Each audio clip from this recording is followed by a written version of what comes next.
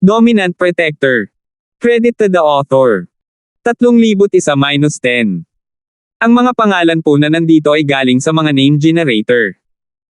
Kaya kung meron man pagkakatulad sa mga pangalan ng totoong tao o lugar, ito ay tunay na hindi sinasadya.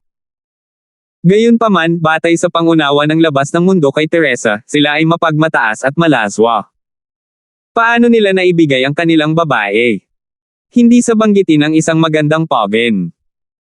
Siyempre, kung hahayaan niyang manatili ang kaldero sa tabi ni Teresa sa ibabaw at palihim na hayaang gamitin ito ng kanyang alagad, malamang na hindi ito papayagan ni Teresa. Dahil ang kaldero ay nasa mga kamay ni Teresa, maaaring pinag-iisipan ni Teresa na ibigay ito sa kanyang nakababatang kapatid na lalaki, si Barry, o iba pang mga tao mula sa makalangit na Elixir Sect. Ayaw ni Patriarch Charlie na magdulot ng hidwaan kay Teresa sa maliit na bagay, kaya tumango na lang siya bilang pagsang-ayon. Medyo naiinis siya kung binigay lang ni Harry sa kanya ang mga kalan, nakatulong sana siya sa Hidden House Hellsglade at Milo na palakasin ang sarili, tulad ngayon, ngunit sa pagkakasangkot ng Heavenly Elixir Sect, maibabalik ba niya ang mga ito? Uncle Master Charlie, may iba pa ba? Natural na hulaan ni Teresa ang iniisip ni Patriarch Charlie nang makita niya ang ekspresyon nito. Gayunpaman, natural na hindi siya hahayaan ni Teresa at sadyang nagkunwaring walang nakikita. Ayos lang, pwede ka nang bumalik. Itong Harry, bibigyan ko siya ng magandang pagagalitin sa ginawa niyang bagay na ito. Itinuro ni Patriarch Charlie ang mulberry at pinagalitan ang balang. Mabuti rin iyon. Naghahanap din ako ng maid.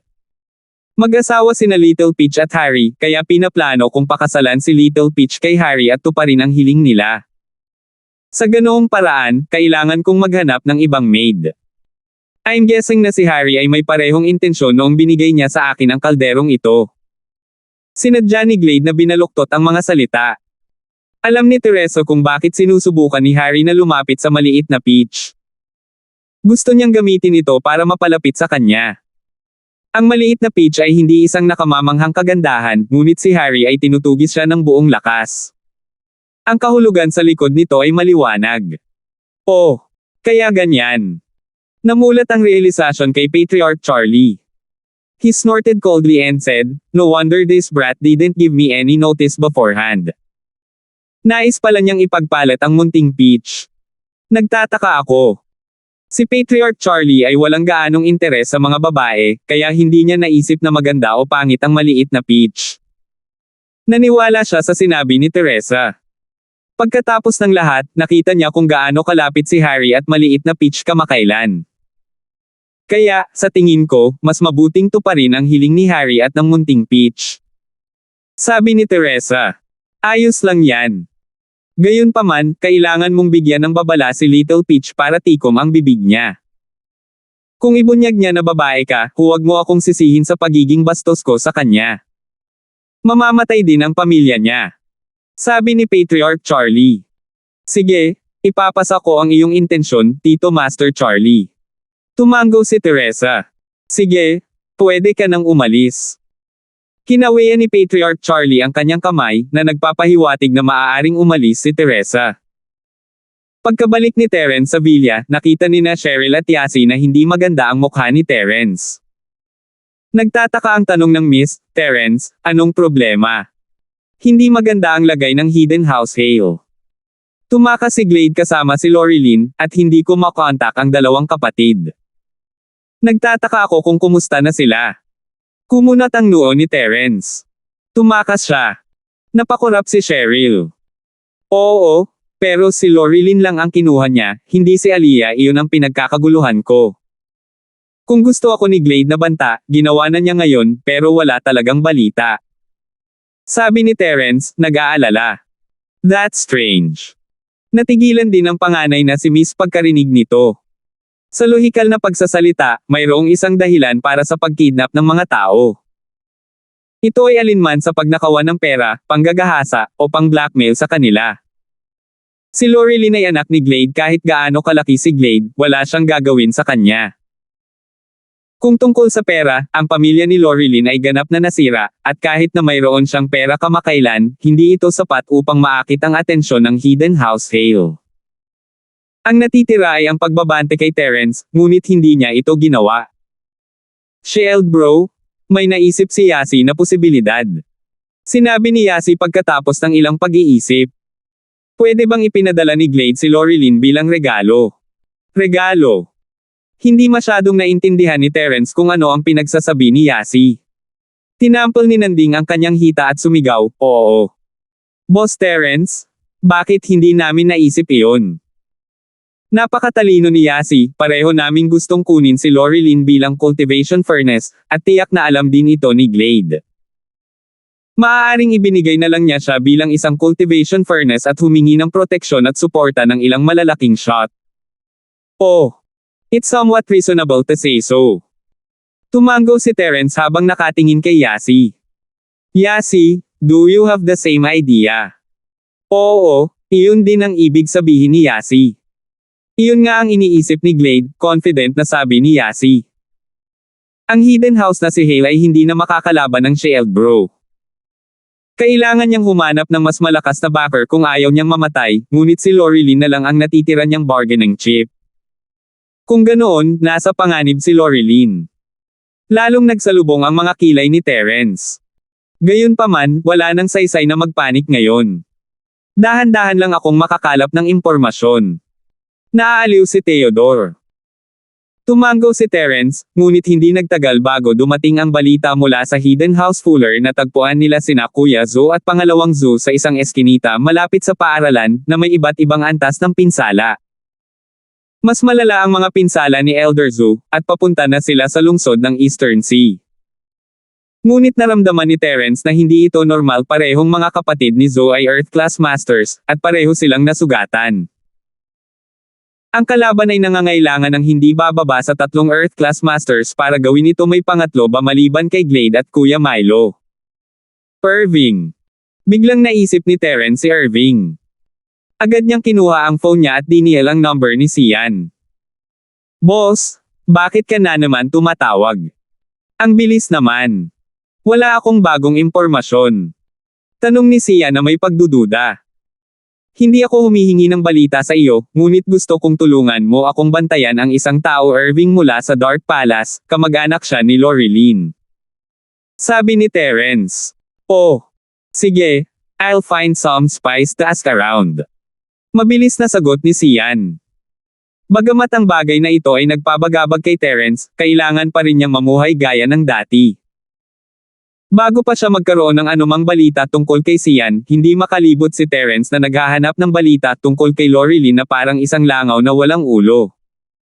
Hakbang-hakbang lang ang kaya niyang gawin sa sarili niyang mga bagay. Matapos makapasok sa Sky Class maagang yugto, si Terence ay may maraming bagay na dapat gawin.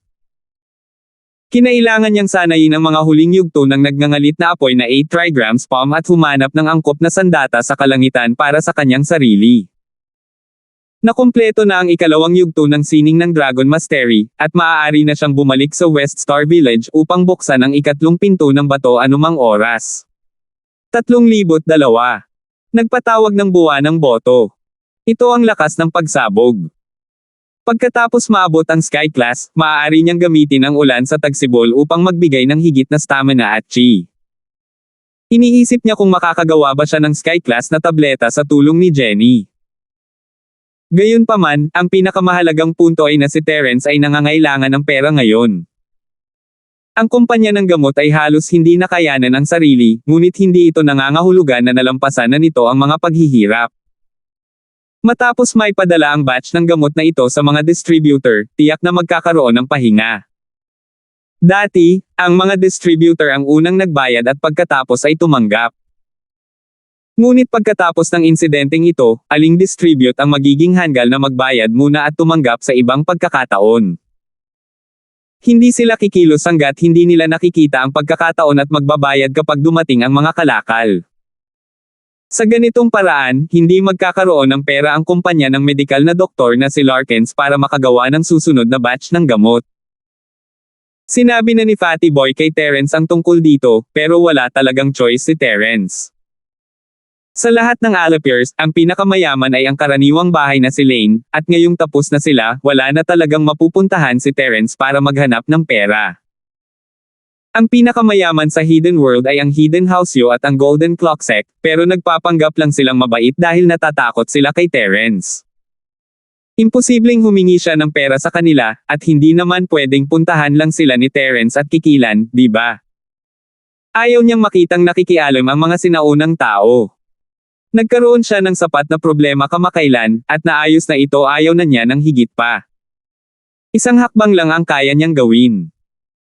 Inayos muna ni Terence ang kanyang mga alipores at pumunta sa likod bahay ng Villa, handang subukang buhayin ang nagngangalit na apoy na bagwa palm. Bilang isang huling yugto ng Earth Class, magagamit na ni Terence ang ikawalo na estilo ng palad, ngunit hindi niya magagamit ang ikasyam na estilo. Ang ninth style, sa kabilang banda, ay pamilyar na sa naglalagablab na kamao, kaya't inactivate ni Terence ang ninth style at inilipat ang kanyang chi sa kanyang palad, gamit ang 5 elemento na paraan ng pag-activate ng 8 trigram palm upang mabilis itong ma-activate. Boom! Isang malakas na pagsabog ang umalangaw-ngaw sa bakuran. Bagamat pinakawalan lang ito ni Terence sa ere, hindi mababawasan ang kapangyarihan. Ang malaking puwersa ng pagsabog ay bumulaga sa mga alipin ni Terence sa Villa, ngunit mas masaya sila. Mukhang mas malakas si Terence kaysa dati. Ito ang katumbas ng pag-activate ng ika-15 galaw ng isang normal na martial skill. Maaaring patayin ni Terence ang Sky Class Middle Phase Master sa ilang segundo bago, at ngayon ay naramdaman niyang kaya niyang patayin ang Sky Class Middle Phase Peak Master sa ilang segundo. Ngunit kung magagawa niya ito o hindi, kailangan niyang subukan ito. Sa pagkabigo ni Terence, inubos ng ikasyam na tindig ang lahat ng kanyang chi, at nahulog siya sa lupa. Ang ika-15 paninindigan ay kadalasang isang Sky Class Mid-Phase Masters lang ang maaaring gumamit, at natural na kailangan ng mas maraming chi para magamit ito ni Terence. Napagtanto din ni Terence na kung mas mataas ang antas ng palad, mas mahirap itong gamitin. Hindi tulad noong nasa Earth Class siya, kung saan magagamit niya ito ng sabay-sabay. Ngayon, kailangang gamitin ni Terence ang lahat ng kanyang lakas sa tuwing gagamitin niya ito, at hindi niya ito magagamit ng tuloy-tuloy. Matapos mabilis na mabawi ang kanyang chi, sinimulan ni Terence na subukan ang ika-10, ika-11 at ika-12 anyo ng Wildfire Fist. Gayunpaman, parang kabisado na ni Terence ang lahat ng 3 anyo sa pamamagitan ng puso, at magagamit niya ang mga ito ng maayos nang walang anumang pagkaantala. Huminto lamang siya nang maabot niya ang ika-13 anyo. Hindi naramdaman ni Terence na naubos ang kanyang chi tulad ng ika-9 na estilo, kahit na pagkatapos gamitin ang ika-12 estilo. Pagkatapos noon, sinubukang muli ni Terence at napagtanto na maaari lamang niyang gamitin ang ika-8 estilo ng 2 beses na magkasunod. Sa madaling salita, maaari niyang patayin ang 2 Sky Class Mid-Phase Masters sa 1 segundo. Ito ay isang malinaw na pagpapabuti mula sa dati, ngunit hindi pa rin ito umabot sa inaasahan ni Terence. Masasabing ang sining ng Dragon Mastery ay may malinaw na kalamangan bago ang Mystic Class, at ang Omnipotent Skills ay may malinaw na kalamangan bago ang Earth Class. Pero ngayon, nakapasok na siya sa Sky Class, at hindi pa rin siya nakakahanap ng advantage. Inilagay niya ang lahat ng kanyang pag-asa sa ikatlong batong pinto na malapit ng bumukas. Ang balita ng paggaling ni Terence ay kumalat sa buong sinaunang antas na parang may mga pakpak ito. Ang madilim na palasyo, sa kabilang banda, ay nakatanggap ng balita matagal na ang nakalipas si Irving ay bumalik at nakaupo sa silid ng pagpupulong. Si Terence ay isang freelancer, at nabawi na niya ang kanyang lakas. Kahit na siya ay Sky Class Early Phase. Paano ito naging posible? Hindi ba siya Nalason? Irving, sabihin mo sa akin, ano ang nangyayari? Hindi si Harry ang lumason sa iyo. Galit na galit ang Grand Elder.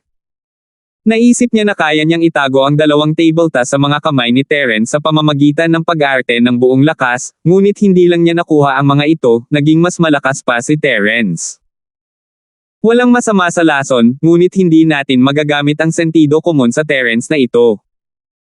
Nangyari ito ng ilang beses noon, nang si Terence ay mukhang tapos na, ngunit kapag dumating ang kanyang mga kaaway, napagtanto nilang nagpapanggap lang siya. Mapait na sinabi ni Irving, nakita namin ni Harry si Terence na dapat ay walang malay mula sa paglihis ng chi ay biglang tumayo at gumawa ng isang malaking hakbang, na ginawang abo ang ilan sa aming mga masters. Masyado kang mahina, ako mismo ang gagawa, at si Terence ay kailangang lumuhad at humingi ng awa. Kalimutan mo na ito, malamig na tumawa ang Grand Elder, huwag na nating pag-usapan ito. Paano napunta ang biyahe mo sa Sky Elixir Sect? Nalutas mo na ba ang sama ng loob mo sa Sky Elixir Sect? Grand Elder, sinabi ni Elder Kang na bibigyan niya ng priority ang pagpino ng Chi Gathering Pills para sa Dark Palace. Malapit na siyang matapos. Tuwang-tuwa siya tungkol dito. Mabilis na sabi ni Irving. Mabuti naman. Tumango ang Supreme Elder.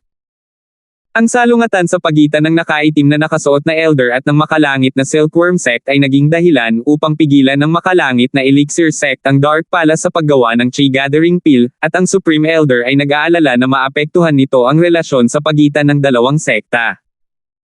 May plano si Irving, kaya binitawan niya ito, at tila nakamit niya ang kanyang layunin. Nagawa mo ng mabuti ang bagay na ito. Maraming salamat sa papuri ni Grand Elder. Bagamat sinabi iyon ni Irving, hindi niya talaga gusto ang Grand Elder. Ito ay isang klasikong kaso ng pananakot sa mahihina at pagkatakot sa malakas. Sa harap ng Sky Elixir Sect, siya ay isang apo, ngunit sa harap ni Terence, siya ay isang master. Pero, magaling ka lang magsalita, bayaran mo pa si Terence. Maglakas loob ka ba? Sa mga paghihigpit ng sinaunang sekta, kahit na ang Sky Class Late Phase Peak ay hindi maglalakas loob na magdulot ng gulo sa mortal na mundo. Palasyo ng Yelo. Alam ni Althea na nabawi ni Terence ang kanyang lakas ng mas maaga kaysa sa iba, at dinala ni Tia Queen ang magandang balita sa kanya sa sandaling bumalik siya. Si Terence ay ganap na maayos pagkatapos uminom ng Chi Gathering Pill, at nakalusot pa siya sa Sky Class Early Phase. Ito ay isang bagay na hindi mapaniwalaan ng Rock Candy. 3,003. Ang ikalawang kabanata, naghahanap ng buwan ng boto. Siya. He's actually a heaven rank. Medyo emosyonal ang Rock Candy, bihira na para sa kanya na makapasok sa Sky Class sa murang edad, at habang ang bawat sekta ay may mga stock na elixir, ang pagpasok sa Sky Class ay iba sa ibang mga level. Ang Chi Gathering Pill ay isang bagay na hindi dapat gamitin maliban kung talagang kinakailangan, at iyon din ang dahilan kung bakit ngayon lang ito ginamit ng Dark Palace. Pagkatapos ng lahat, kapag ang isang Chi Gathering Pill ay ginamit, ang lakas ng isang tao ay natigil sa sandali ng pagsulong.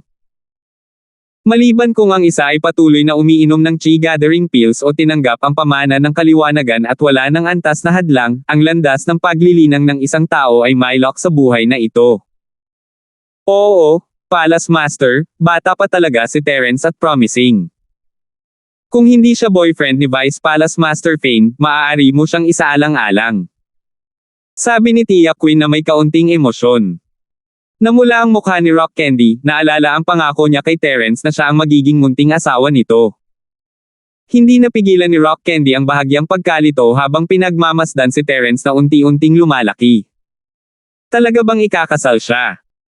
Sinasabi lang ito ni Rock Candy dahil sa galit. Hindi niya akalain na magkakaroon ng ganoong araw si Terence, ngunit nasa Sky Class na si Terence sa unang bahagi ngayon, at mahirap sabihin kung ano ang kanyang gagawin sa hinaharap. Tita Queen, kailan ka pa naglagay ng magandang salita para sa isang lalaki? Hindi mo ba sinabi sa akin noon na ang mga lalaki ay hindi mapagkakatiwalaan? Binago ni Rock Candy ang paksa. Hindi niya maisip kung ano ang mangyayari kung siya ay magiging Lil, asawa ni Terence. Sa taong iyon, pareho kaming interesado sa isa't isa, pero tinanggihan ako ng lalaking iyon. Marahil ay may kanya-kanyang paghihirap siya. Noon, akala ko ay minamaliit niya ako, ngunit pagkatapos ng ilang taon na pag-alis, unti-unti kong naiintindihan na tinanggihan niya ako para sa ikabubuti ko. Kung tinanggap niya ako noon, paano ko kaya nalampasan ang lahat ng mga taon ng pagkawala ko sa kanya? Napabuntong hininga si Tia Queen. Bagamat hindi siya mukhang matanda, halos 40 taong gulang na siya. Oh, Tita Queen, napag-isipan mo na ba? Natigilan si Althea at nagtatakang tumingin kay Tia Queen. Yeah, after Terence's incident and seeing him break up with his lover for various reasons, pinag-isipan ko na. Baka may kanya-kanyang paghihirap ang taong iyon. Hindi ko lang alam kung kamusta na siya ngayon. Maayos ba ang kanyang pamumuhay? Sabi ni Tita Queen. Buti naman at napag-isipan mong mabuti, Tita Queen. Nakahinga ng maluwag si Rock Candy. Ang bagay ni Tita Queen ay talagang ang pag-aalala ni Rock Candy. Tita Queen, dahil napag-isipan mo ng mabuti, nagpasya ka na bang magpakasal? Hindi naman. Noon, sabi ng taong yun, kung pwede lang daw, babalik siya para hanapin ako. Nung mga panahon na iyon, akala ko perfunctory lang siya, pero ngayong naiisip ko, hindi naman siguro talaga siya perfunctory. Kaya't patuloy akong maghihintay. Umiling si Tita Queen. Tumango si Rock Candy. Naiintindihan niya si Tita Queen. Ang bagay na ito ay nasa puso niya ng higit sa 10 taon. Paano niya ito hahayaan dahil lang sa sinabi niya? Gayunpaman, sa wakas ay nakahanap ng pagkakataon ang Rock Candy na magtanong. Tita Queen, dahil sa iyong bagay noon, hindi ako nagtanong, ngunit ngayong napag-isipan mo ng mabuti, maaari mo bang sabihin sa akin kung ano ang nangyari noon? Balitang-balita na ang dalawang eksperto na biglang lumitaw ay parehong eksperto sa landas ng langit, at ang iyong kasintahan ay talagang eksperto sa landas ng langit. Talagang hindi ka panipaniwala. Hehe, baka hindi mapagkakatiwalaan ang chismis. In fact, tinanong ko siya kung cultivator ba siya o heavenly pathmaster. Noon, hindi siya direktang sumagot, pero hindi maliwanag ang sagot. Nakangiting sabi ni Tita Queen. Anong sagot? Tanong ni Rock Candy. Sinabi niya na hindi niya alam kung anong level na siya. Kung sasabihin ko, malamang na no-level master siya dahil hindi siya physical practitioner o spiritual practitioner, pero mas malakas siya kaysa sa sinumang practitioner sa mundo. Tila nahulog sa kanyang alaala si Tia Queen, na naalala ang mga taong iyon at ang mga bagay na iyon. Higit na makapangyarihan kaysa sa ibang magsasaka. Paano ang mga tao sa lugar na iyon? Tanong ni Rock Candy matapos mag-alinlangan sandali. Dapat maging mas makapangyarihan siya. Noon, pinatay niya ang Patriarch Mad Dragon sa isang suntok sa pang-araw-araw at araw-araw na sekta. Hindi ito isang bagay na magagawa ng sinumang magsasaka, sabi ni Tita Queen. Kaya, totoo ang mga chismis na iyon. Mas marami o hindi gaanong narinig ni Althea ang mga bagay na ito noon, ngunit karamihan sa mga ito ay mga alingaw-ngaw lamang. Dahil kay Tita Queen, hindi na siya nagdetalye. Then, what's his name? Tinatawag siyang Donovan Linford. Naalala ni Tia Queen ang pangalang ito na nakaukit sa kanyang puso. Donovan. Pareho siya ng apelyido ni Terence. Bahagyang natigilan si Althea, ngunit agad niyang tiningnan si Tia Queen na may ngiti na hindi ngiti at sinabing, Tita Queen, hindi ka interesado sa kanya dahil Linford ang kanyang apelyido, ikaw ba? Marahil. Hindi ito itinanggi ni Tia Queen, ngunit bahagyang tumango at sinabing, pero, si Terence ay may sariling merito. Tita Queen, pakisabi ang magandang balitang ito kay Trixie. Matutuwa siyang marinig ito. Saglit na nag-alinlangan si Rock Candy at sinabing, oh. Huminto si Tia Queen parang hindi ito nababato sa personalidad ni Candy.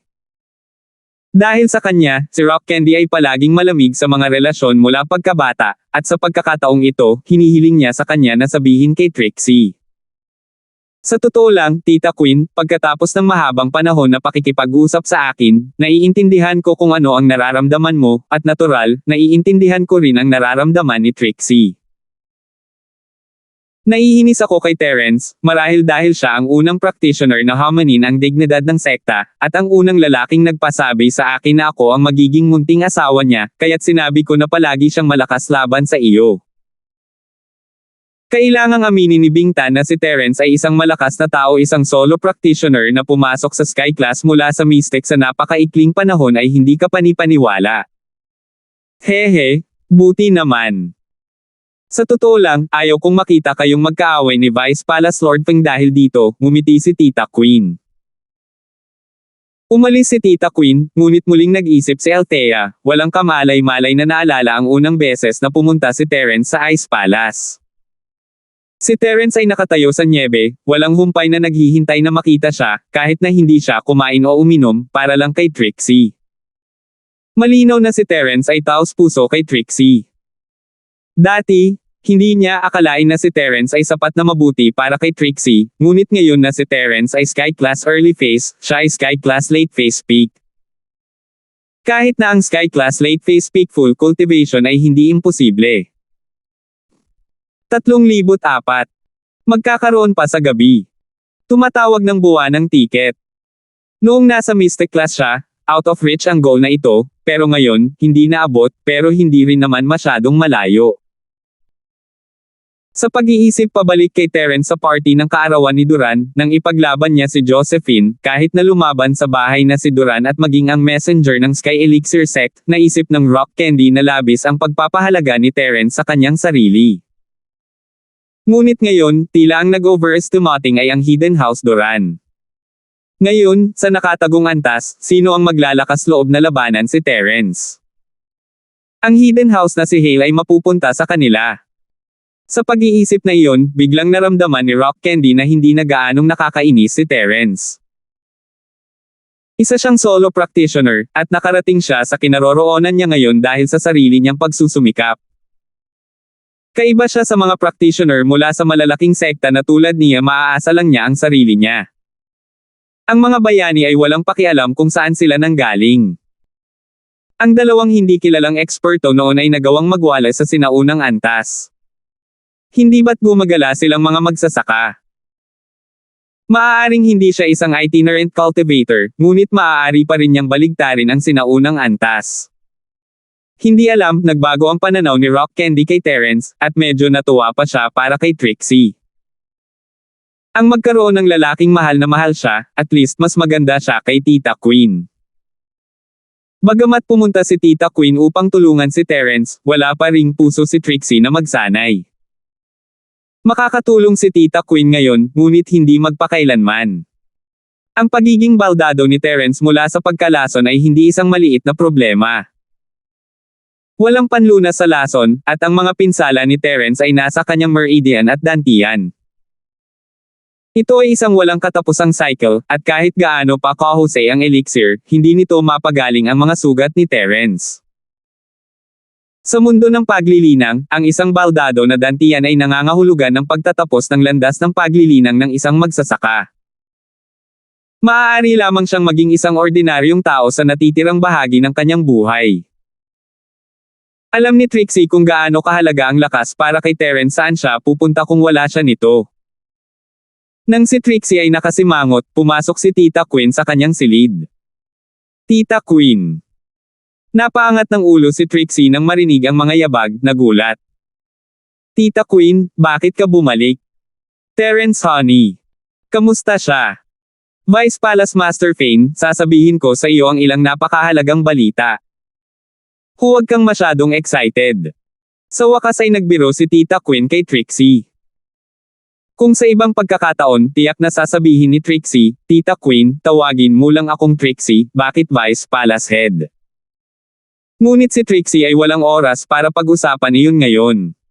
Iniisip niya si Terrence, Tita Queen. Anong nangyayari? Anong nangyari kay Terrence? Malaking bagay. Seryosong tumingin si Tita Queen kay Trixie at sinabing dahan-dahan, nakapasok na siya sa Sky Class early phase. Mabilis ang tibok ng puso ni Trixie, hindi niya inaasahan na magiging ganito kalaki ang balita. Talagang malaking bagay ito, ngunit sa sinabi ni Tita Queen ng ganito, paanong hindi maiisip ni Trixie ang pinakamasama? Ngumisi si Trixie, Tita Queen, tinatakot mo lang ako. Ang pang-araw-araw at pang-araw-araw na sekta, ang balita ng pagbawi ni Terrence at ang pagkawasak ng Hidden House Hale, natural, ay umabot na rin sa Leandro.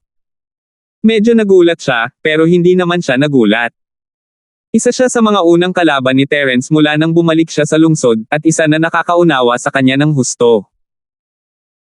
Nakita na niya noon ang mga ups and downs ni Terrence, at ang mga chismis na nasugatan lang siya para makatayo siya sa huli ay naging madali para kay Leandro na tanggapin. Hindi naman nasaktan si Terrence, at naglalaro lang siya ng baboy para kainin ang tigre. Chadrick, ano sa tingin mo? Napakunot ang noo ni Leandro matapos matanggap ang balita. Guro, wala talaga itong kinalaman sa amin ang balitang nalason si Terrence at ang kanyang pinsala ay dumating kasabay ng balitang nagpapanggap siyang baboy para kumain ng tigre at sinisipa ang bahay na si Hale. Wala kaming planong samantalahin siya, ngunit nagpa siya na gamitin ang aming lubos na lakas at hayaan ang kapatid na si Puryin na gawin ito. Kahit na si Terence ay nasa isang maagang yugto ng Sky Class, makakasama siya sa Sky Class Face Peak, sabi ng makalangit na paggalang kay Chadrick.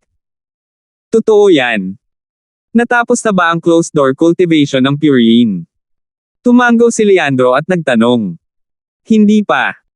Batay sa lakas ngayon ni Puryin, mahihirapan siyang makalusot. Kaya naman hindi siya makalabas ng ilang sandali. Kung may utos ang aking Panginoon, maaari ko siyang tawagin sa labas ng pag-iisa ng maaga. Sabi ng makalangit na paggalang na si Chadrick. Kalimutan mo na ito, ang pag-abala sa kanyang pag-eensayo ay maaaring magdulot sa kanya ng pagkabigla na ipit na natin sinatoy sa kanyang puso, hindi natin kayang mawalan ng mas maraming lalaki. Walang nagmamadaling patayin si Terence, pupunta tayo pagkatapos niyang mag-practice, sabi ni Leandro, kumakaway ng kamay. Kung ano man ang sabihin ni Lord Master, maghihintay tayo sandali. Mabilis na tumunog ang makalangit na kagalang-galang na si Chadrick. Madilim na gabi palasyo. Ngayon ay isang araw ng pagdiriwang para sa Dark Palace, dahil ang Sky Elixir Sect ay naghatid ng Chi Gathering Peel. Marahil ay dahil binigyan niya ng magandang furnace ang Sky Elixir Sect, espesyal na inutusan ni Patriarch Charlie ang madilim na gabi na palasyo na pinuhin muna ang isang Chi Gathering Elixir at ipadala ito. Siyempre, kilos lang ito. Kahit na ang furnace ay walang silbi sa Teresa para sa paglilinang, upang ipakita ang kanyang pagmamahal sa furnace sa harap ng labas ng mundo, mabilis niyang binigyan siya ng Chi Gathering Peel. Wendy, ang peel na ito ay ang huling pag-asa ng Dark Palace. Pagkatapos mong inumin ito, ipapadala kita kaagad sa Dark Phoenix Mountain Range para itago ang iyong sarili. Sa sandaling makapasok ka sa Sky Class ay ang pinakamadaling oras para makuha mo ang mana. Sa oras na iyon, maaari kang maging tagapagmana ng elemento ng metal. Hinawakan ng Grand Elder ang tableta sa Punonibik at same time na sinabi, sana hindi mo sayangin ang pagkakataong ito. Oo, Grand Supreme Elder. Medyo kinakabahan si Wendy. Nakatingin sa nasa sabik na mga mata ng Grand Supreme Elder, maaari lamang niyang ipagdasal sa kanyang puso na magtagumpay siya sa pagtanggap ng mana sa pagkakataong ito. Kung hindi, kahit na siya ay apo ng matandang palasyong Panginoon, wala itong silbi. Ang Grand Elder ay isang taong halos mabaliw sa pag-unlad ng sekta. Sa kanyang mga mata, ang lahat ng mga benepisyo ay hindi kasing halaga ng mga benepisyo ng sekta. Kahit na ito ay isang Palace Master, hanggat hindi ito mabuti para sa sekta, maaari pa rin niya itong paalisin at suportahan ang isang bagong master ng palasyo. Dapat sabihin na ang ganitong uri ng tao na hindi isinasaalang-alang ang anumang iba pang mga benepisyo para sa kapakinabangan ng sekta ay isang weirdo lamang sa sinaunang antas. Matapos matanggap ni Wendy ang tableta, ipinadala siya ng Grand Elder sa Dark Phoenix Mountains para itago ang sarili at pumasok sa Sky Class para matanggap ang mana. Gayunpaman, mas malaki ang inaasahan ng mga tao sa madilim na palasyo, mas malaki ang pressure kay Wendy. Sa katunayan, alam ng lahat sa kanilang mga puso na ang pagtapak sa Sky Class ay magpapalaki lamang ng pagkakataong matanggap ang mana sa maliit na halaga. Gayunpaman, ang maliit na pagkakataong ito ay naging pag-asa at espiritual na kabuhayan ng lahat sa madilim na palasyo, na walang katapusan na pinalaki. 3,005. Naging simple muli ang buhay ni Terence. Bagamat kumalat na ang balita tungkol sa pagpasok niya sa Sky Class early phase, at lahat ng kanyang mga kaaway ay nagtago, nag-alala si Terence kay Lorilyn, kaya hindi siya umalis sa villa. Sa katunayan, ang pangunahing prioridad ni Terence sa ngayon ay ang bumalik sa West Star Village at buksan ang ikatlong pinto ng bato, na makuha ang mga benepisyo sa likod nito. Kaya lang wala siyang anumang balita tungkol kay Lorilyn, at hindi mapanatag ang puso ni Terence.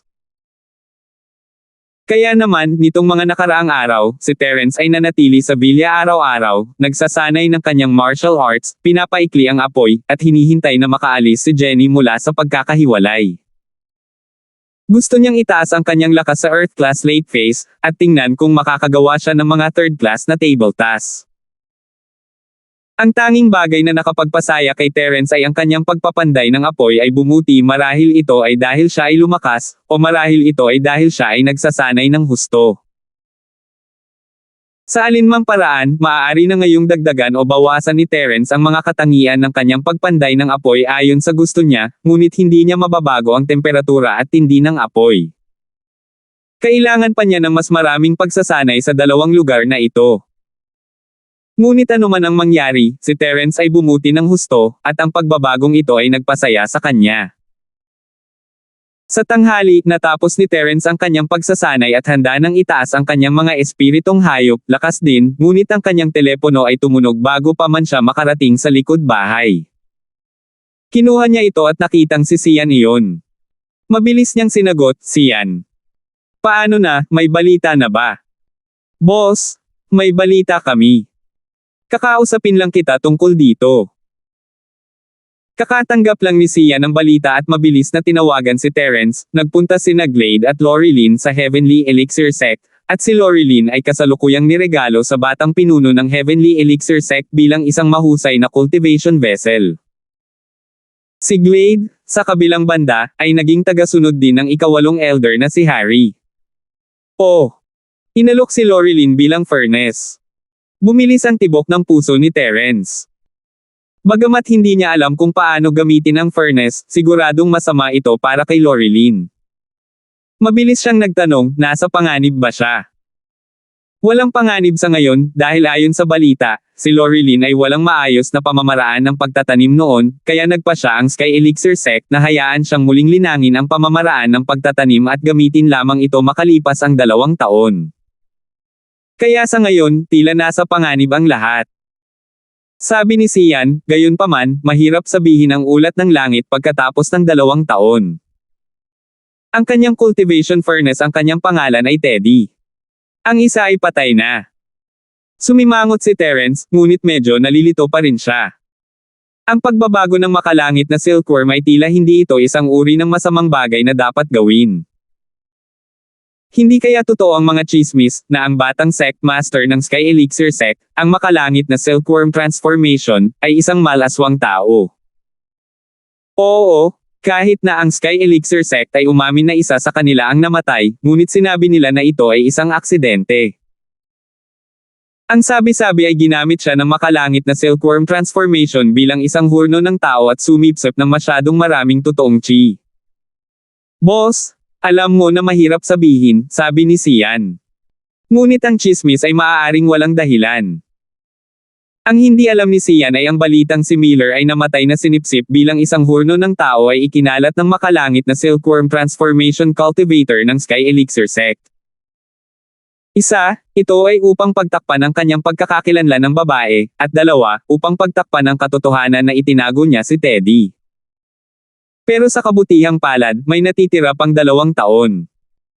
Sian, tulungan mo akong bantayan ang Sky Elixir Sect at Lorilyn. Kung may magbabago, sabihin mo kaagad. Sabi ni Terence pagkatapos ng ilang pag-iisip. Hindi bababasa, maayos si Lorilyn sa ngayon, at nakahinga ng maluwag si Terence. Pinabalik na niya ang magkapatid na Zoo para protektahan si Aliyah, mayroon na siyang sapat na mga taga-sunod, at wala silang gaanong pakinabang dito.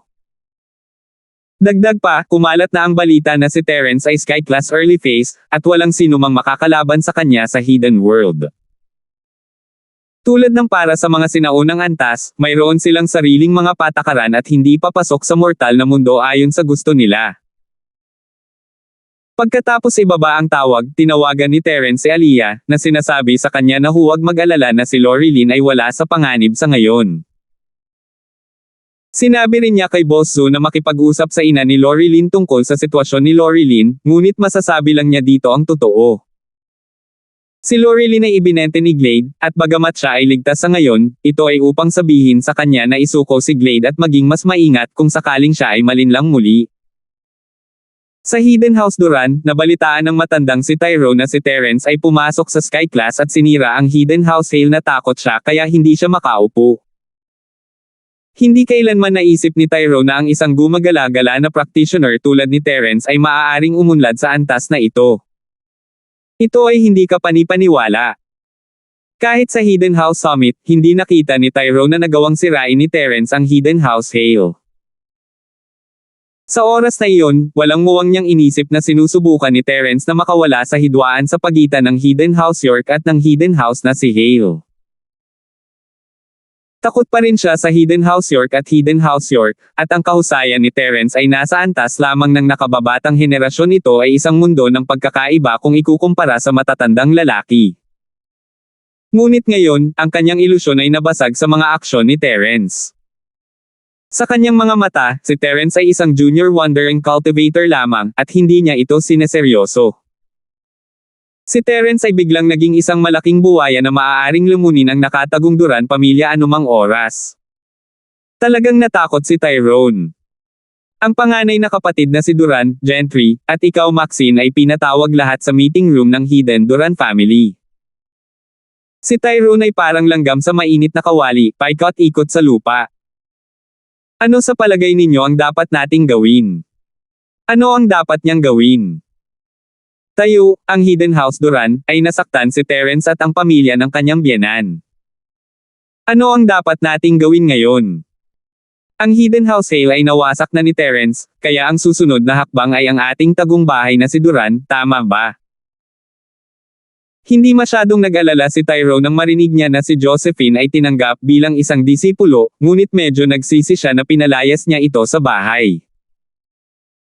Pagkatapos ng lahat, ang mga sinaunang sekta ay hindi umaatake sa isang nakatagong bahay dahil lamang sa isang maliit na sama ng loob na labag sa mga patakaran.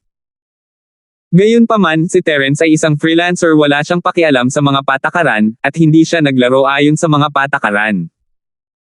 Pinatay lang niya ang sino mang gusto niya, at iyon ang higit na inaalala ni Elder Duran. Ang mukha ng panganay na si Duran ay hindi maganda tingnan.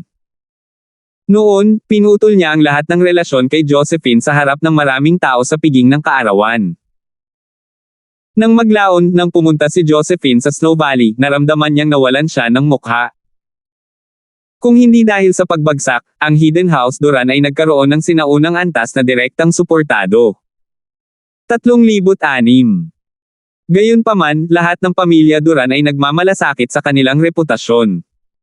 Bagamat alam nila na sila ang dahilan ng sitwasyon, hindi nila magawang pumunta sa Snow Valley at hilingin kay Josephine na bumalik. Lalo na't si Melba ay nasa Snow Valley pa, ang panganay na kapatid na si Duran ay hindi nang ahas na gawin ito sa likod mo Maxine. Kung alam mo Maxine ang tungkol dito, siguradong magagalit siya at magdudulot ng eksena. Ngunit ngayon, nakataya ang buhay ng nakatagong Duran family. Maaari nilang itapon ang kanilang pagmamataas. Sumuko na si Tyrone, kaya bakit ipagmamalaki ng panganay na kapatid na si Duran ang kanyang pride? Bakit hindi ako pumunta sa Snow Valley at ibalik si Melba? Tumingin ang panganay na kapatid na si Duran kay Tyrone at nagtanong pagkatapos mag-alinlangan sandali. Sa katunayan, ang pagbabalik kay Melba ay nangangahulugan na kinikilala niya si Josephine bilang kanyang biyenan, at hindi maaaring baliwalain ni Terence ang kanyang pamilya, hindi ba? Huwag kang maglakas loob. Bago pa makapagsalita si Tyrone, ikaw Maxine ay sumabog at agad na itinanggi, iniisip mo pa ba ang asong iyon? Pa! Sumimangot si Tyrone at labis na hindi nasisiyahan sa kanyang manugang. Gayunpaman, bago niya ito mapagalitan, hindi napigilan ng panganay na kapatid na si Duran na sampulinford ang mukha ni Maxine. Bakit kailangang hamarang ang isang babae kapag nagsasalita ang isang lalaki? B*H, kung hindi mo tinanggihan si Melba, magiging ganito ba ang pamilya natin ngayon? Ang anak ni Melba ay si Josephine. She's Senior Lynn's girlfriend. Kahit na ang isang matandang bahay na si Duran ay suportado ni Duran. Ikaw. Sinaktan mo ako. Ikaw Maxine ay hindi nakinig sa mga salita ng panganay na kapatid na si Duran. Direkta siyang nabalisa, tinuro ang panganay na kapatid na si Duran, at pinagalitan, ako, gusto kong bumalik sa aking pamilya at sabihin sa aking ama na sinaktan mo ako. Sige. Mag-ingat ka, huwag kang magulo. Sa wakas ay hindi napigilan ni Tyrone na sumigaw, hindi man lang maprotektahan ng pamilyang nakatago ang kanilang sarili. Sa tingin mo ba isang dakilang bayani ang iyong ama? Sa harap ni Terence Chenbei, wala siya. Sinabihan siya ni Senior Linford na sirain ang nakatagong pamilya Hale, kaya kailangan niyang gawin ito. Kung hindi, mamamatay din siya. Gayunpaman, siya ay mapalad na magkaroon ng pagkakataon na maging aso ni Senior Linford upang malutas ang sama ng loob. Isang hakbang sa likod ang tagong bahay natin Hale. Ang pagbulyaw ni Tyrone ay gumising sa iyo Maxine. Oo, si Terence ay hindi na si Terence tulad ng dati. Ang hidden house na iyong pinagkakatiwalaan ay parang aso sa harap ni Terence. Sa pag-iisip nito, itinikom ni Maxine ang kanyang bibig at hindi na nang ahas na magsalita pa. Lolo, sinusuportahan ko ang mungkahi ni tatay. Sasamahan ko siya sa Snow Valley para kilalanin ang aming pamilya. Hindi man namin maibalik si Tita Melba, at least magiging maayos ang aming relasyon. At least, hindi pa rin masama ang relasyon namin ni Tita Melba. As for Terence, I'm on good terms with him too. I wonder if he will do me a favor. Sabi ni Gentry. Siyempre, kung tumulong si Josephine sis, ayos lang. Sige. Tumango si Tyrone bilang pagsang-ayon at tinapik ang balikat ni Durangezi. Pagbibigay, tila ikaw ang may pinakamagandang pananaw sa aming nakatagong bahay. Hindi lang naging maganda ang relasyon mo sa Tia Ming mo, pero naging maganda rin ang relasyon mo kay Terence. Sa ganitong paraan, hindi lamang malulutas ng ating bahay na si Duran ang ating mga sama ng loob, ngunit maaari pa nga tayong umakyat sa susunod na antas. Mag-ingat, tingnan kung gaano kalakas ang iyong anak. Hindi tulad mo, napakaliit. Kung babalik si Melba sa pagkakataong ito, ang kanyang katayuan sa pamilya ay kapareho ng sa iyo, pantay na asawa. Kung maglakas loob kang ay bully siya, bumalik ka sa tagong pamilya mo at hintayin ang kamatayan. Huwag mong i-drag dito ang nakatagong pamilya nating tangkay. Naisip ni Tyrone na sa suporta ni Terence, ang Hidden House Duran ay tataas, at ang Hidden House na iyong tulong at kapangyarihan ay hindi na dapat banggitin pa. Ikaw Maxine ay masunuri na tumango ngunit hindi na naglakas loob na maging hindi makatwiran. Gaano man siya katanga, nakikita niya na mas makapangyarihan si Terence kaysa sa Hidden House yo at Hidden House na si Duran. Kung nasaktan niya si Terence, masisira ang pamilya niya. Dad, don't worry, hindi ko na uulitin. Pero kailangan mo akong pasalamatan sa pagsilang ko sa batang ito kung hindi dahil sa kanya, hindi tayo magkakaroon ng pagkakataong mapalapit kay Terence. Oo. Tumango si Tyrone at medyo huminahon. Paano ito, boss? Bigyan mo na, mag-impake na kayo at magtungo sa lambak. Kung mas maaga nating gawin ito, mas mabuti. Kung hindi, kung sasalakayin tayo ni Terence Chenbei kapag nakalaya siya, mahuhuli tayo. Sige. Mabilis na tumango ang panganay na kapatid na si Duran at Durangezi. Gayunpaman, ang mga tao ng Hidden House Duran ay nag-aalala para sa wala. Hindi na maalala ni Terence ang nangyari sa Hidden House. Nagulo ang kanyang memorya dahil sa gamot sa halamang gamot, at hindi niya matindaan kung anong conflict niya sa Hidden House Duran, kaya imposibleng gumawa siya ng gulo para sa kanila.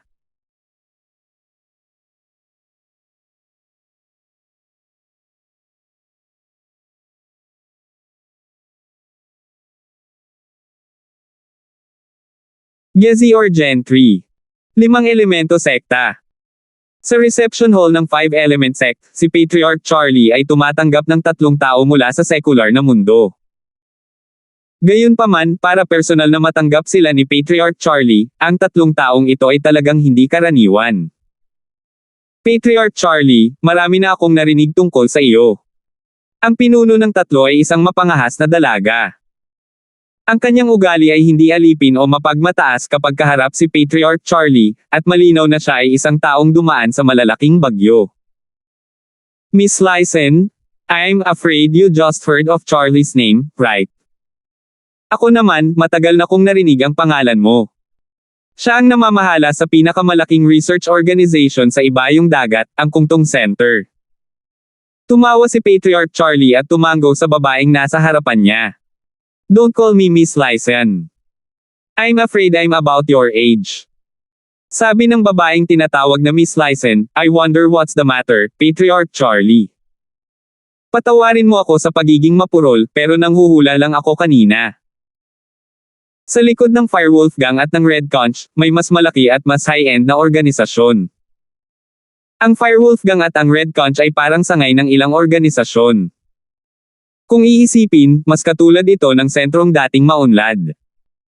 Kaya kita inimbitahan sa pamamagitan ng Jerwin, sabi ng ninuno ng Charlie. Sinusubukan ko ito.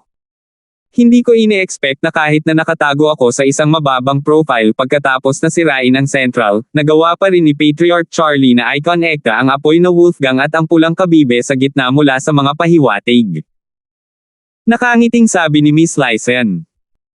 There are very few things in this world that can escape my notice. Many years ago, I noticed this Central. Pero, dahil hindi siya masyadong related sa cultivation world, hindi ko siya na-contact. Maya-maya, nabalitaan kong nawasak siya. Parang hindi naman. Ang nawasak ay ang ibabaw lang. Miss Lysen, chess piece mo lang yung namamahala sa center na nawasak ha? Tanong ni Patriarch Charlie. Tulad ng mga firewolves at pulang kabibe. 3,007. Hehe, kung may sasabihin ka, sabihin mo. Hindi itinuloy ni Lady Lysen ang walang kwentang pag-uusap kay Patriarch Charlie at direktang nagtanong. Dahil sa ang katunayan na ang Jerwin ay kumita ng kaunting pera kamakailan, siya ay direktang pumasok sa paningin ni Miss Lysen mula sa pinuno ng North Branch ng Firewolf Gang. Nagkataon lang na nagpadala si Patriarch Charlie ng isang tao para mag-imbite ng Jerwin at ang pinuno sa likod niya sa 5 elementong sekta bilang mga bisita, kaya nagpakita si Miss Lysen.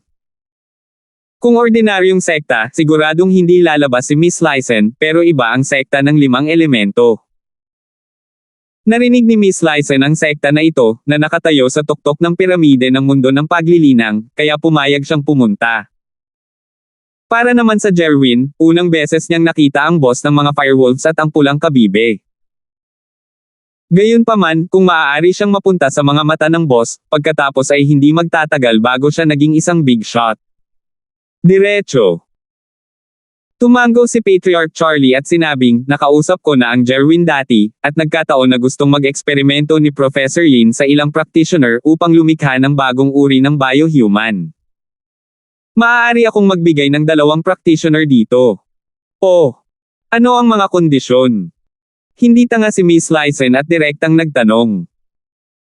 Pagkatapos ng lahat, napakahirap na makahanap ng mga magsasaka na gagawa ng mga eksperimento. Sinong cultivator ang handang tanggapin ang pagbabago?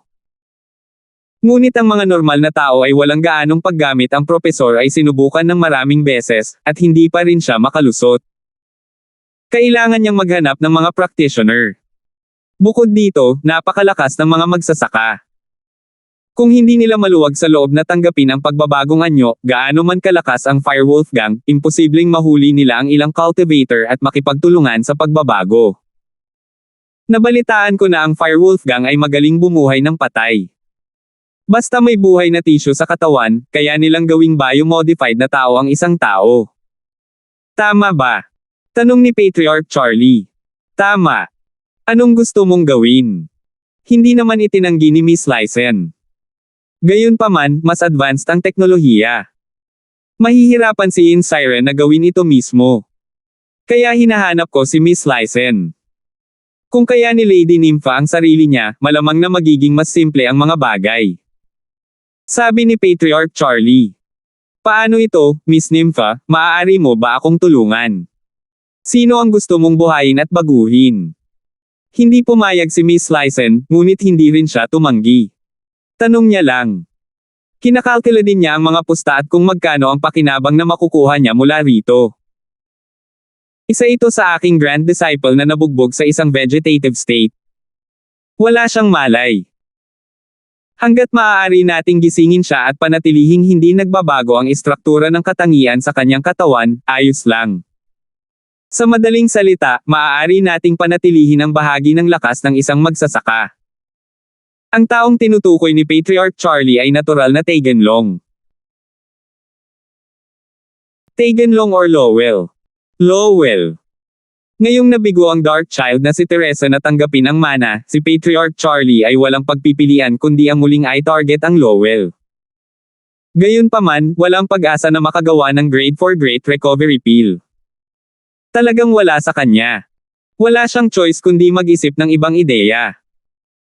Pagkatapos mag-isip tungkol dito, napansin niya ang Firewolf Gang at naghanda na makipag-deal sa kanila. Tiyak na hindi ito gagawin. Sa sorpresa ni Patriarch Charlie, tinanggihan ni Lady Nympha ang kanyang palagay sa isang pangungusap.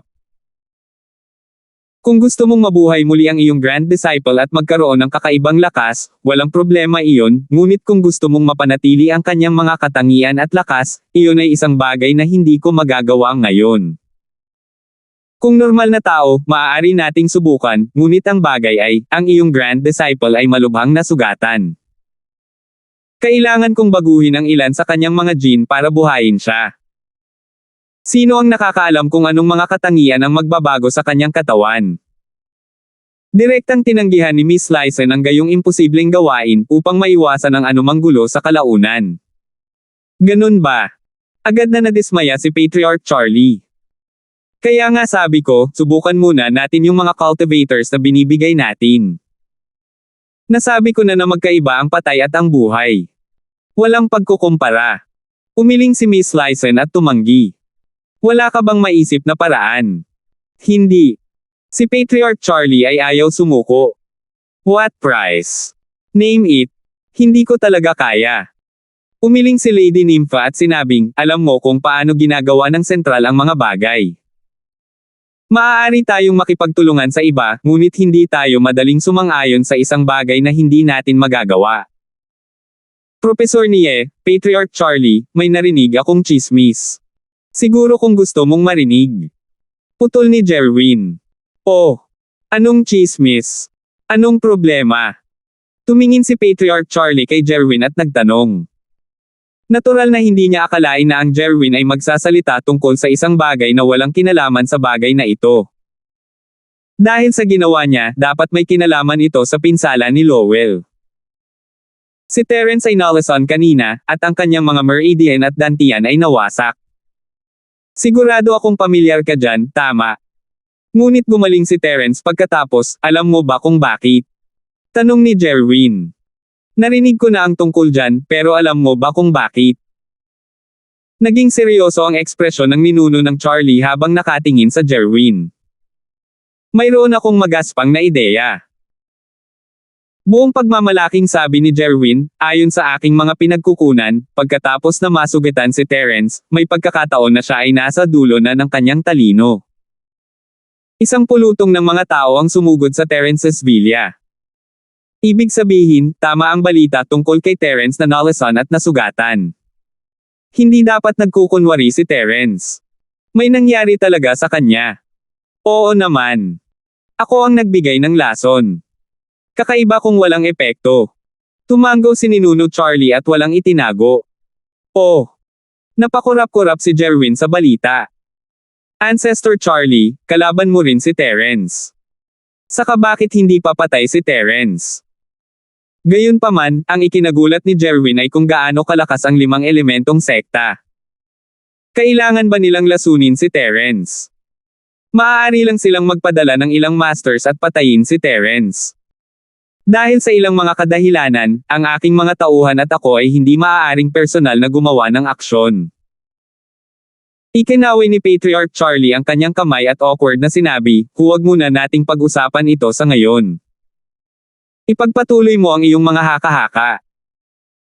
Okay, nagpapahinga si Terence sa villa noong mga oras na iyon, pero may dumating sa villa mamaya. Sabi ni Jerwin. Sino te?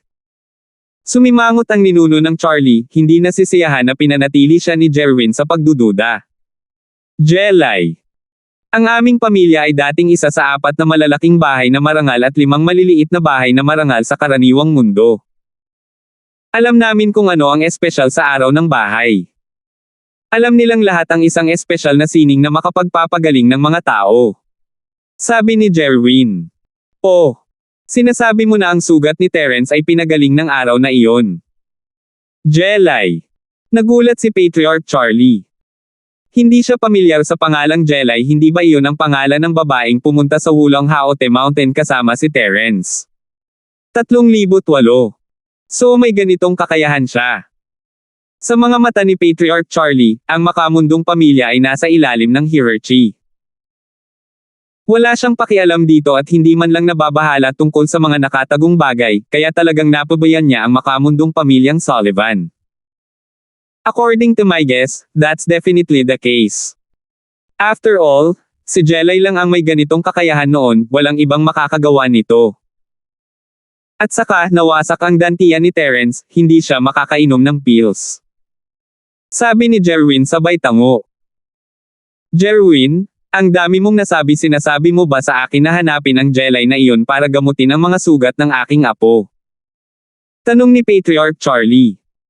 Si Jelay ay tiyak na hindi makakapagpagaling sa isang tao ang arte ng practitioner ng Sullivan, at pagkatapos ng isang beses na gumaling, maaari lamang nilang pagalingin ang taong iyon sa buong buhay nila. Walang saysay na dalhin siya dito. What I mean is, you can try it out on anyone else from House Sullivan. Ikinaway ni Jerwin ang kanyang kamay. Magandang ideya yan. Tumango si Patriarch Charlie. Hindi siya masyadong handang sumunod kay Jelay dahil may kasunduan siya kay Boss Bai. Kahit na si Jelay ay hindi estudyante ni Boss Bai, siya ay isang maliit na bata at Little 11 na nahawakan noong huling pagkakataon. Hahabulin siya muli, katumbas ito ng hindi pagharap kay Boss Bale, at hindi ito tama.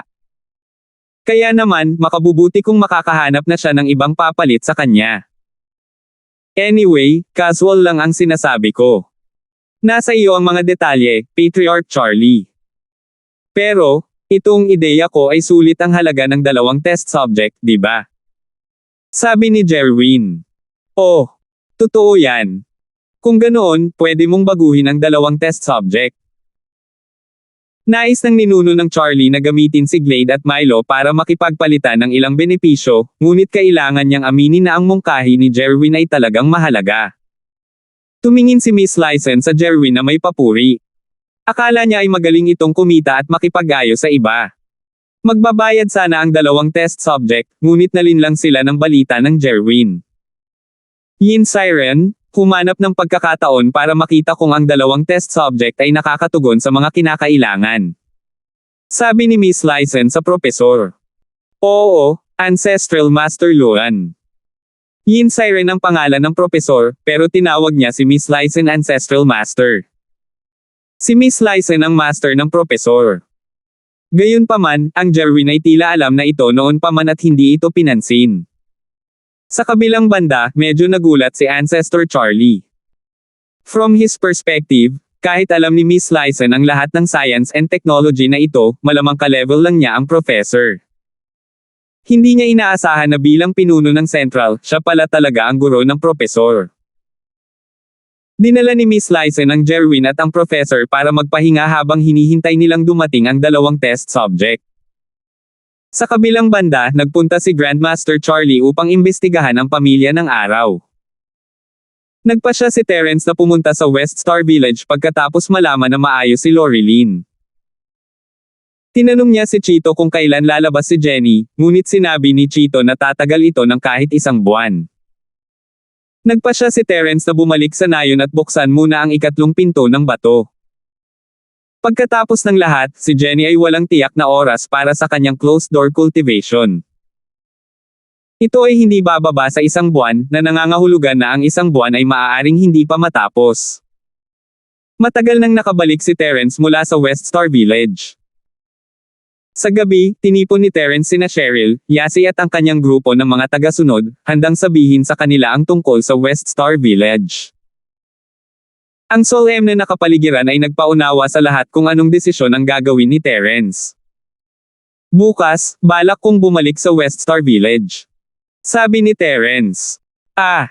Terence, hindi ka ba gumaling? Bakit gusto mo pang bumalik sa West Star Village? Nagulat na tanong ni Cheryl. Wala akong masyadong gagawin kamakailan. Ang pangunahing bagay ay, kapos ako sa pera. Pagkatapos kong bumalik, gusto kong makipag-usap sa aking matanda kung maaari akong bumalik sa aking dating negosyo at kumita ng mabilis na pera. Sabi ni Terence, medyo nahihiya. Isa talaga ito sa mga pangalawang layunin ni Terence. Walang sinabi si Fatty Boy, ngunit nararamdaman ni Terence na nahihirapan siya. Ibinente pa niya ang kanyang villa sa Chenhua Waterfront at pinalitan ang kanyang sasakyan sa isang second-hand na business car. Ito ay sapat na upang ipakita kung gaano kahirap ang mataba na si Lei. Kaya bilang tunay na boss sa likod ng kumpanyang medikal ni Miracle Dr. Guan, kailangang gumawa ng isang bagay si Terence. Dagdag pa, kahit na walang sinabi si Akira, naisip ni Terence kung gaano kahirap para sa kanya ang magpatakbo ng isang orphanage. Mainam na kumuha ng mga ulila, ngunit karamihan sa kanila ay may mga congenital na sakit, maaaring may kapansanan o cerebral palsy. Ang mga bayad sa medikal ay parang isang napakalalim na hukay. Ang misyon ni Cheryl ay natapos na, at hindi maaaring iwan ni Terence ang Miss at Yasi na mag-isa kahit na kailangan niyang ipasa ang misyon. Gayunpaman, habang isinasagawa ang misyon na ito, maaari pa rin niyang gawin ang iba pang mga misyon nang walang anumang pagkaantala. Masasabi ni Terence na ang mga nakatagong bahay na ito ay napakalakas. Bago siya masugitan, kahit na siya ay nasa pagsubok ng Sky Elixir Sect sa loob ng isang buwan, ang mga taong ito ay hindi maglalakas loob na lumapit at manggulo. Pero kapag nasugatan na siya, dadating pa rin ang mga taong ito at binubuli siya kahit nasa villa siya. Kaya kahit na pumunta si Terence sa ibang misyon, hanggat ayos lang siya, ang mga nakatagong bahay ay hindi maglalakas loob na gumawa ng anuman kay Cheryl at sa iba pa. Nang pumunta siya sa Sky Elixir Sect, si Irving ay binugbog ng masama ni Yasi, ngunit hindi siya nang ahas na magsalita. Kapag nasugatan lang siya ay lalabas siya at ipapakita ang kanyang mga pangil. Kulang ka ng pera. Kumurap ang Miss, naalala ang kumpanya ng gamot ni Terence. Tuluyan na niyang nakalimutan ang tungkol dito dahil sa pinsala ni Terence, ngunit ngayong naisip niya ito, talagang kailangan ni Terence ng pera. Walang gaanong mapagpipilian ng mga alipors na ito makakakuha sila ng 100 milyon sa pamamagitan ng puwersa, ngunit ito ay tulad ng isang patak sa balde para sa mga operasyon ng kumpanya. Kinailangan ni Terence na humanap ng ibang paraan para mabilis na makakuha ng malaking halaga. Oo, hindi ito isang bagay na dapat ikahiya. Ang nangyari sa bahay ni Lane sa pagkakataong ito ay nagdala sa amin ng labis na problema. Ngayong maayos na ang aking mga sugat, ang susunod na hakbang ay upang makakuha ng pera. Sabi ni Terence. Kung gayon, hayaan mong bumalik si Yasi sa iyo. Sabi ng batang Miss matapos mag-alinlangan sandali. Sa totoo lang, gusto niyang umalis, pero nahihiya siyang sabihin iyon. With Miss Personality, natural niyang itinulak ito kay Yasi. Oh, Shield bro? Hiniling ni Cheryl Sis si Yasi na sumama sa iyo, at isama mo rin si Cheryl Sis. Nagsalinford si Yasi. 3,000 Ika-4 na update. Naghahanap ng buwan ng boto. Kasalukuyan kaming nirerango sa ika-14 sa kategorya, at 65 boto lang ang layo namin mula sa ika-10 na lugar. Ang aming susunod na target ay ika-12 na pwesto. Makapasok sa 12th place at makakasabog pa rin tayo bukas. Mga mobile reader, mangyaring bumoto para sa mga Murloc at suportahan sila. Sino pupunta? May exam pa ako. Pinandilatan ni Cheryl si Yasi, medyo nahihiya na nalantad ang kanyang sikreto. Oh, kung ganoon ay makakaalis na si Yasi ng mag-isa. Kinusat ni Yasi ang kanyang mga mata. Cheryl, Yasi, mag-isa akong pupunta ngayon. Hindi ito pamamasyal, talakayan ito. Hindi naman siguro ito magiging interesante. Plano ko ring sumakay sa Purple Lightning Beast. Mas mabilis ito, kaya hindi ako magdadrive. Hindi binalak ni Terence na isama ang dalawang babae, kailangan pa niyang buksan ang ikatlong pintong bato. Ito ay isang sikreto, at ayaw niyang may makaalam nito. Ang Miss at Yasi ay mapagkakatiwala ang mga tao, ngunit kung gusto nilang sumama, ang mga Alipers ay kailangang pumunta din.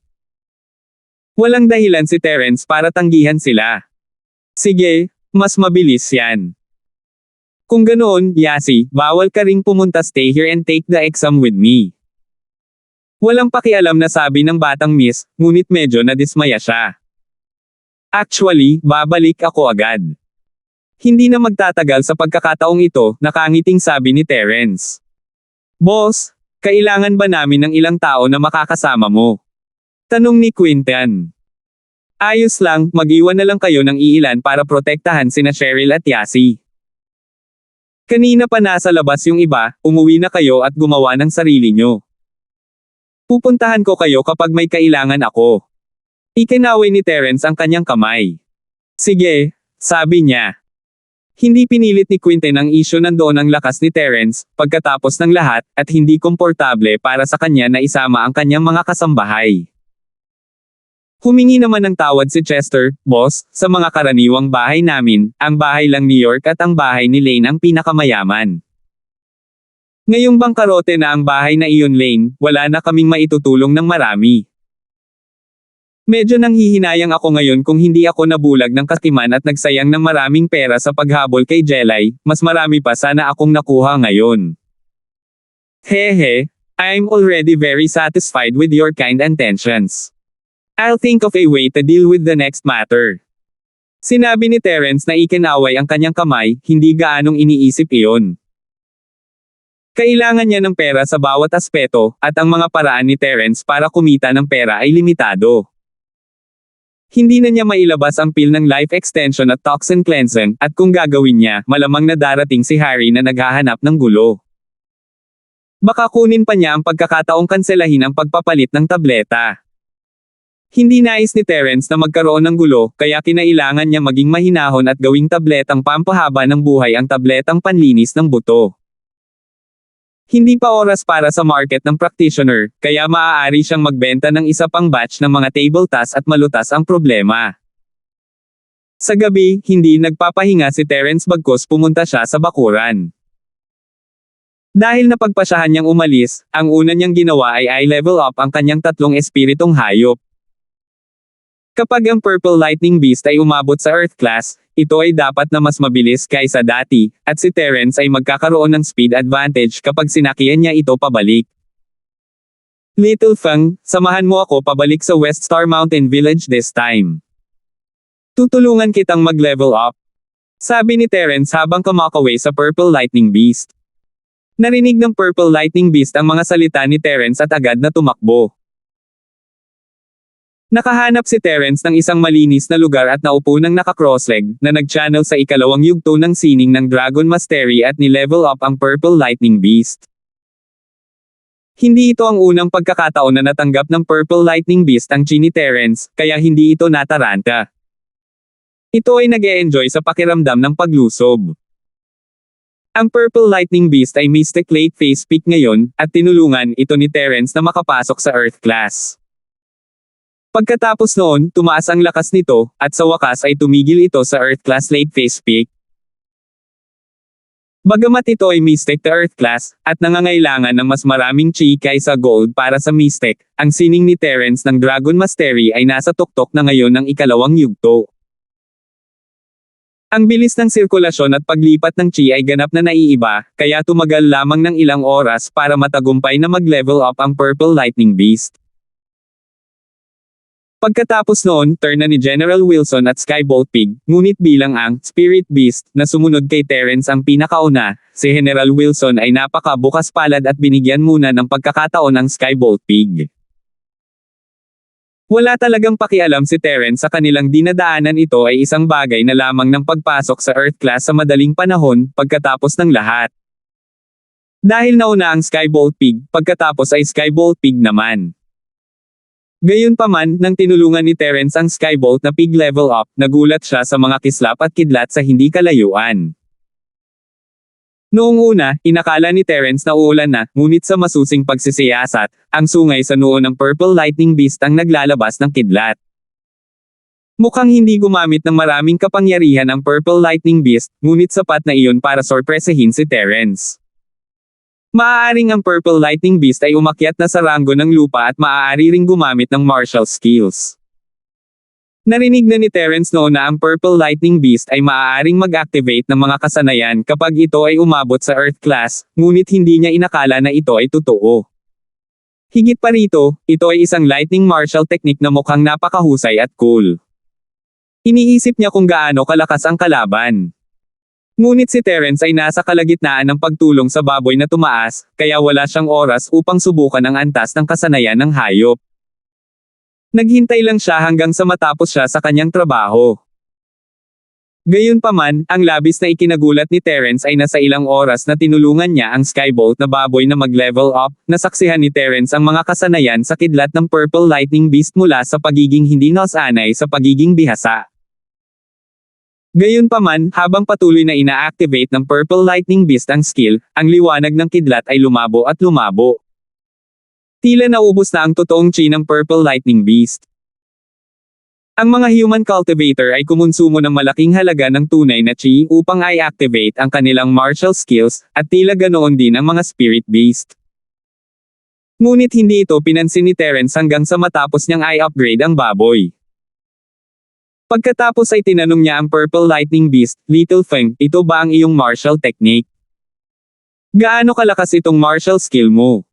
Sabi ng Purple Lightning Beast sa mahinang boses. "GG." Sumulat si Skybolt Pig sa lupa gamit ang kanyang mga kuko at nagsalin Ford ng. Kung pamilyar ka rito, dapat ay katulad ito ng ikasyam na galaw ng iyong Earth Tier martial skill. Gayunpaman, may limitasyon sa bilang ng beses na magagamit mo ito. Kung gagamitin mo ito ng buong lakas, 2 hanggang 3 beses mo lang magagamit. Oh! 9th move pa lang. Terence was a little depressed, wala siyang masyadong advantage sa 9th move, dahil lahat ng followers niya ay Earth class late phase peak na ngayon. Handa silang lahat na matuto ng martial arts, at hindi mahirap i-activate ang 9th move. Gayunpaman, biglang nanliit ang mga mata ni Terence, "Sinasabi mo ba na ito ay katulad ng pangsyam na anyo ng aking Earth tier martial skill? Ang ibig mo bang sabihin ay Wildfire Fist o Wildfire 8 Trigram Palm?"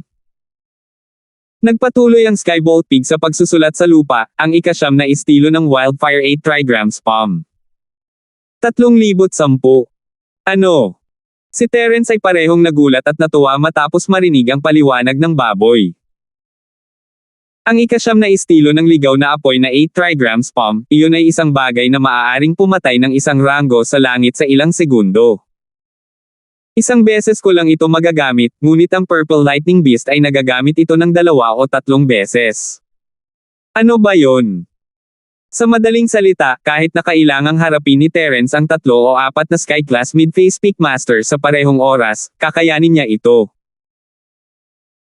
Siyempre, hindi alam ni Terence kung magkakaroon siya ng anumang kalamangan laban sa Sky Class Late Phase Masters, ngunit kahit na ang Sky Class Late Phase Masters ay masusugatan ng husto mula sa 4 na mabibigat na suntok. Kung gayon, maaari mo bang i-activate ito ngayon? Mabilis na tanong ni Terence. Umiling ang Purple Lightning Beast. GG. Sinabi ni Little Feng na hindi nito magagamit ang buong kapangyarihan ng skill, mga 70 hanggang 80% lang.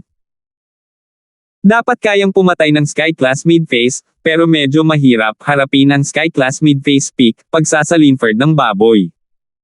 Okay lang, saka mag-practice pa. Medyo nadismaya si Terence, ngunit mas nagulat siya kaysa nabigo.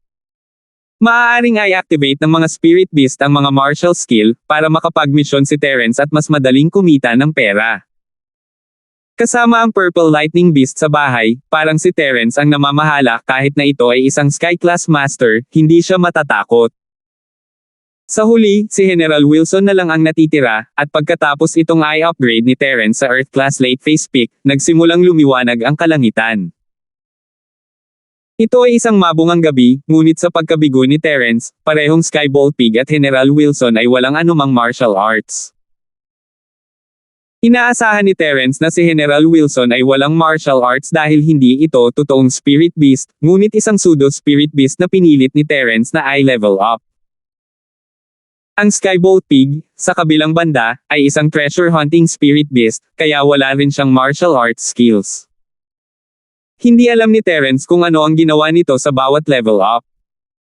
Lumalakas ba ito sa bawat oras?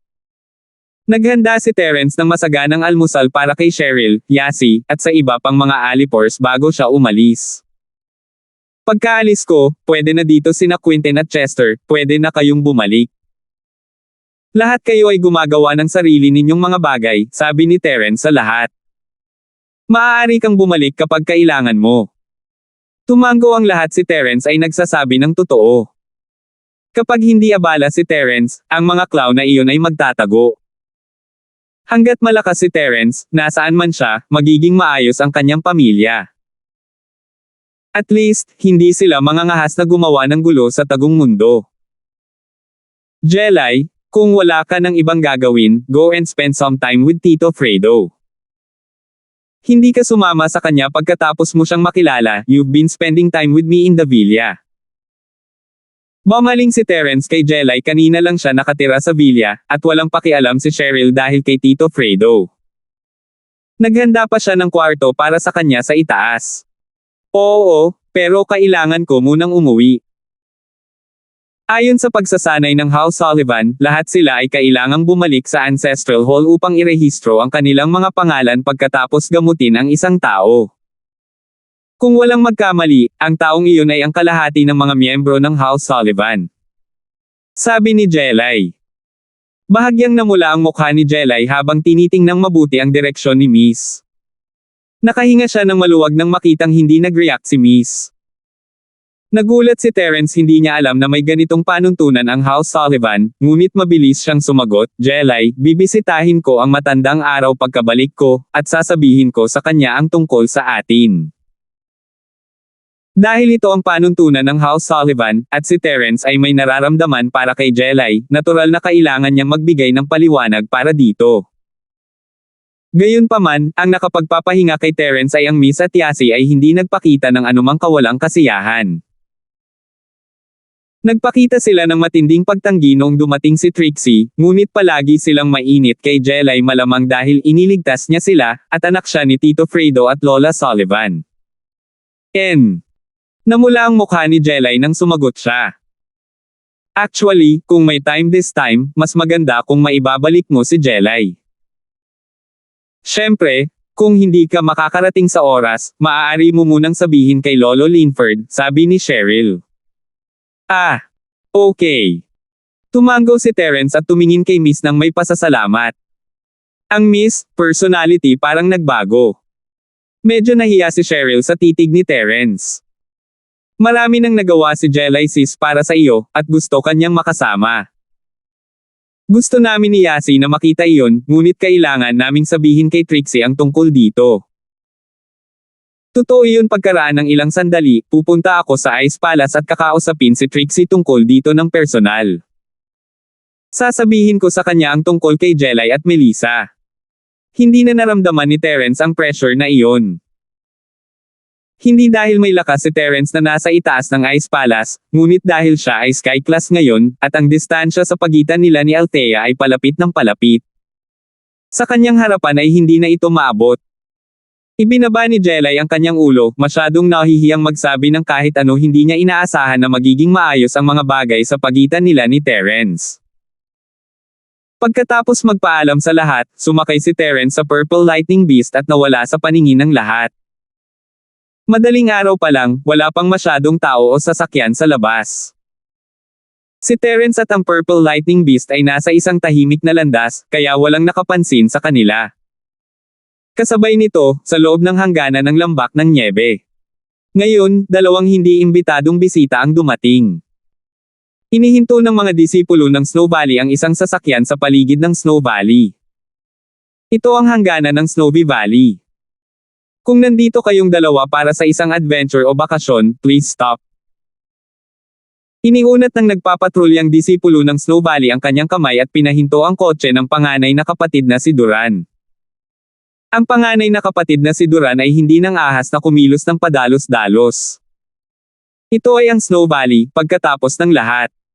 Ito ay isang pag-iral na mas malakas kaysa sa isang nakatagong sekta. Kahit na ang isang ordinaryong nagpapatrulyang disipulo ay halos pareho sa kanya. Magalang na sinabi ng panganay na si Duran, "Young hero, nandito tayo para maghanap ng tao. This is the Snow Valley, right? Tama, ito ang Snow Valley. Sinong hinahanap mo? Tumango ang nagpapatrulyang disipulo. Nang marinig na narito ang panganay na kapatid na si Duran upang maghanap ng isang tao, bahagyang lumuwag ang kanyang mukha at nagtanong. Nandito tayo para kay Josephine, nandito ba siya? Tanong ng panganay na kapatid na si Duran. How audacious! How dare you call our elder Duran's name as you please? Sino ka? Medyo nalungkot ang nagpapatrulyang disipulo nang marinig niyang tinawag ng panganay na kapatid na si Duran si Josephine sa kanyang pangalan. Salamat po at sinamahan ninyo ako, ingat lagi mga master.